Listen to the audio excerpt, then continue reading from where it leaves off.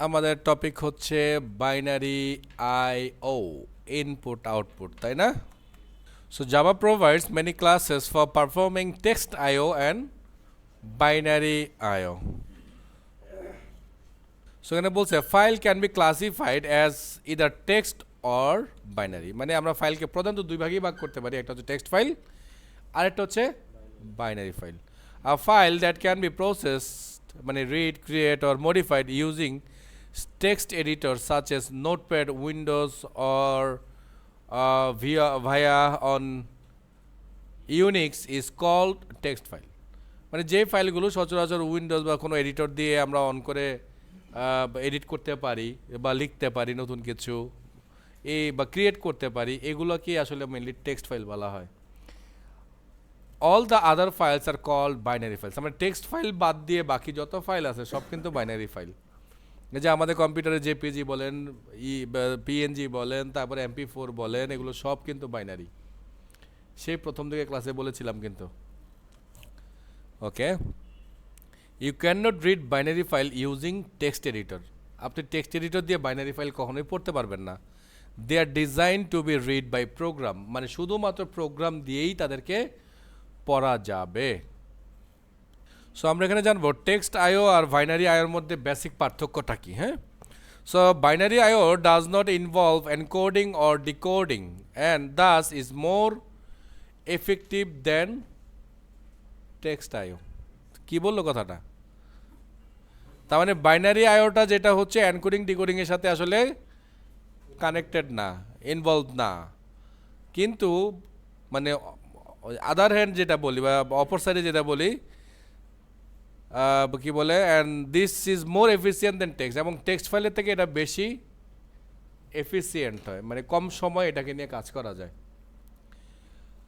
So computer do not differentiate between binary file and text file computer কিন্তু এটা দুইটার মধ্যে কোনো মানে আলাদা মানে করে না all file are stored in binary format and thus all file are essentially binary files মানে যত যাই বলি কম্পিউটারের মধ্যে যাই থাকে সবই কিন্তু binary file Text IO is built upon binary IO to provide the level of abstraction for character encoding and decoding as shown in আচ্ছা যাই হোক মানে আমরা যে টেক্সট ফাইলগুলো লিখি ওই টেক্সট ফাইলগুলোর মধ্যে আমরা তো জানি যে আমাদের ক্যারেক্টারগুলোর একটা এনকোড কোড আছে তাই না ASCII কোড আছে তারপর ইউনিকোড আছে এগুলোকে দেন আবার কনভার্ট করতে হয় কনভার্ট করে না আমাদের স্ক্রিনে দেখায় তাই না তো এই ধরনের কনভার্সনের একটা ব্যাপার স্যাপার আছে আর কি এটাই আমাদেরকে এখানে বোঝানোর চেষ্টা করতেছে যেমন ইউনিকোড এনকোডিং এই সব এই কথাগুলো এখানে বলতেছে যেমন এখানে যেটা বলতেছে যে টেক্সট আইও প্রোগ্রামগুলো যেটা হয় যে প্রথমে ইউনিকোড মানে 199 একটা ইউনিকোড ক্যারেক্টার এটাকে এনকোডিং করবে এনকোডিং করে এটাকে আবার বাইনারিটা কনভার্ট করে স্টোর করবে আবার যখন আমরা এটাকে পড়তে চাবো তখন এই বাইনারিগুলোকে আবার ডিকোডিং করবে ডিকোডিং করে আমাদেরকে এই আউটপুটটাকে দেখানোর চেষ্টা করবে বুঝতে পারছি আর যদি এটা হয় বাইনারি আইও তাহলে যেটা হবে a byte is read and written মানে ডাইরেক্ট আমরা একটা বাইট লিখবো অথবা পড়বো আর এটা সেম জিনিসটাই সিস্টেমে হুবহু ওরকমভাবেই সেভ করা থাকবে তার মানে মাঝখানে এই এনকোডিং আর ডিকোডিংয়ের পার্টটা আমাদের আর দরকার নেই আমরা দেখব binary IO classes the abstract input stream is the root class for reading binary data and the abstract output stream is the root class for writing binary data তার মানে আমরা যদি বাইনারি ডাটা পড়তে চাই তাহলে আমরা ইউজ করব input stream আমরা যদি বাইনারি ডাটা লিখতে চাই তাহলে আমরা ইউজ করব আউটপুট স্ট্রিম তো ওরা আমাদেরকে চিত্রের মাধ্যমে দেখাইতেছে যে ইনপুট স্ট্রিমের আবার কিছু বাচ্চা কাচ্চা আছে যেমন ফাইল ইনপুট স্ট্রিম তারপর বলছে filter input stream object input stream এর মধ্যে ফিল্টার আবার আছে data input stream buffer input stream same ওর জন্য একই রকম file output stream filter output stream object output stream data output stream আর বাফার আউটপুট স্ট্রিম এই ক্লাসগুলো আছে এবং সবাই কিন্তু অবজেক্টের বাচ্চা কাচ্চা এটা মাথায় রাখবেন কিন্তু দেখেন জাভা ইনপুট স্ট্রিমের যে ক্লাসটা আছে ক্লাসের মধ্যে রিড এই যে অ্যাভেলেবল এই ধরনের কিছু মেথড আছে আউটপুট স্ট্রিমের মধ্যে এই টাইপের কিছু মেথড আছে আর কি হ্যাঁ রাইট তারপরে ল্যান্ড ক্লোজ ফ্লাশ এগুলো করা যায় আর কি আচ্ছা এবার আমরা দেখব ফাইল ইনপুট স্ট্রিম এবং ফাইল আউটপুট স্ট্রিম এই দুইটা ক্লাস সম্পর্কে বলছে ফাইল ইনপুট স্ট্রিম এবং output stream is for reading or writing এটা অলরেডি বলেছি bytes from or to files মানে ফাইল থেকে আমরা পড়তে পারবো ফাইলের মধ্যে আবার লিখতে পারবো কিন্তু শর্ত একটা হইতে হবে binary. All the method in this class are inherited from input stream and output stream. তার মানে তাদের প্যারেন্ট ক্লাসের নাম হচ্ছে ইনপুট স্ট্রিম, এটা হচ্ছে আউটপুট স্ট্রিম। তো file input stream, file output stream does not introduce new method two construct file input stream. Use the constructor show in figure, মানে যেখানে আমাদের চিত্রতে দেখাইতেছে যে এই যে ইনপুট স্ট্রিম থেকে আমরা ইউজ করবো ফাইল ইনপুট স্ট্রিম। এখানে যে কিছু মেথড আছে এই মেথডগুলো দিয়ে আমরা এই কাজগুলো করবো। এখানে আবার চিত্রের মাধ্যমে আরও বেশ কিছু মেথড আমাদেরকে দেখানোর চেষ্টা করতেছে। আচ্ছা, আমরা একটা প্রজেক্ট নিলাম, এবার আমরা একটা কোড দিলাম এটার মধ্যে। আচ্ছা সরি, ফাইল আউটপুট স্ট্রিম, তাই না? এইটা না এটা ইমেজ, এটাই file output stream, FOS new file output stream. এটা ফাইল দিতে হবে আমাদেরকে, যে যেমনটা আমরা আগে দিয়েছি তেমনই। তো এটাকে আবার এক্সেপশন হ্যান্ডেল করতে হবে। ও ফাইলটাকে দিয়ে নিই, দাঁড়ান। আপাতত আমরা এটার মধ্যে দিলাম java.dat, কারণ বাইনারি ফাইলগুলোর ফরম্যাট হয় DAT, ওকে? হ্যাঁ, ড্যাট ফরম্যাট হয়। সো এটাকে আমি এখান থেকে সাউন্ড স্টেটমেন্টে ট্রাই ক্যাচ করে দিলাম, কারণ এক্সেপশন হ্যান্ডেল করা ছাড়া কিন্তু এখানে কাজ করাই যাবে না, সাবধান। হ্যাঁ, তাহলে আমরা নিয়ে নিলাম, আমরা লিখলাম মানে এই যে ভ্যারিয়েবলটা এটা, হ্যাঁ, ডট রাইট 10। আমরা চাচ্ছি আসলে এই ফাইলের মধ্যে আমরা 10 লিখব, তাই না?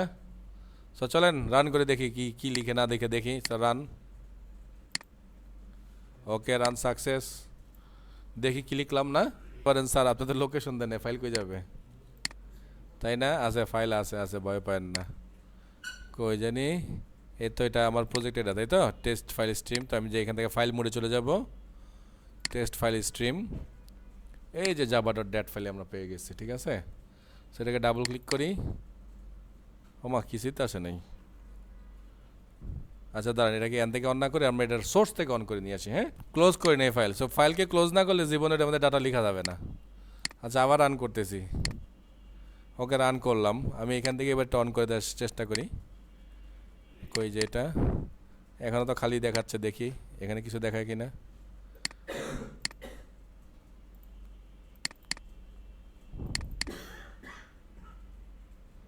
কিছুই আসে নাই। আমরা একটু ডাটা বাড়িয়েছি, আসলে আগেও ছিল, আমরা পড়তে পারিনি। হ্যাঁ, এবার আমরা দেখি কিছু একটা লিখছে আমাদের জন্য সম্ভবত। এই যে কিছু এই যেরকম একটা লিখছে, দেখছেন? আমি লিখছি কি আর ও লিখছে 2, এরকম একটা চিহ্ন, বুঝতে পারছেন তো? দেখছেন, আমি লিখছি 10, 50, 60 এরকম, আর সে আমাদেরকে অ্যান্সার দিছে এরকম বাইনারি ডাটা। তো এটাকে আপাতত বন্ধ করে দিলাম। এইবার আমরা এটাকে রিড করব। রিডটা চাইলে আমরা এটা ভিতরেই করতে পারি। হ্যাঁ, এটা ভিতরেই করব, না বাইরেই করি, এই তো। তাহলে আমরা লিখবো এবার ফাইল ইনপুট স্ট্রিম, হ্যাঁ, স্ট্রিম ফিস, তাহলে নিউ ফিস, ফাইলের নাম যেন কি, java.dat। ছোটা দিতে জাভা ছিল, তাই না? ওকে, তাহলে আমরা লাইন ক্লোজ করলাম। আমরা এবার স্টেটমেন্ট ট্রাই ক্যাচ করলাম। ও কি ওটার মধ্যে দিয়ে দিল?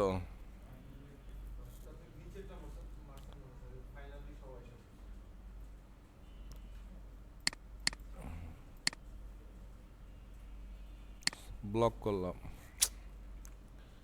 আচ্ছা, দুইটা একসাথে দিতে চাইতেছে তো। আচ্ছা, আমি একটা কাজ করি, এবার থ্রো করে দিলে থাকুক, আর একটা থ্রো করবো লাগলে এবার। হ্যাঁ, থাকুক এভাবেই।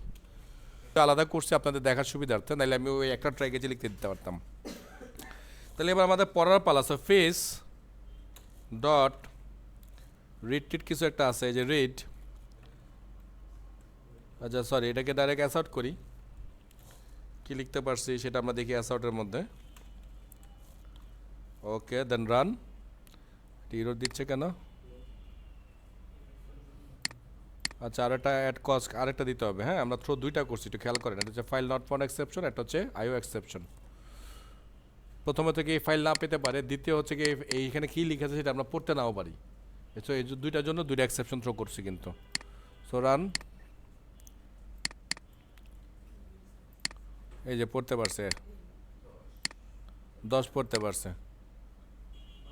তাহলে যেটা করলাম, এটা ভ্যারিয়েবল ধরলাম ভ্যালু, আমি বললাম while value equal read data, যে ডাটা আমরা পড়বো সেটা যদি নট ইকুয়ালস টু -1 হয়, মানে -1 ছাড়া যা কিছু হবে তাইলে আমরা ভ্যালু প্রিন্ট করতে পারবো। ঠিক আছে, তাইলে আমরা বলতেছি এই যে ভ্যালুটাকে প্রিন্ট করে দাও।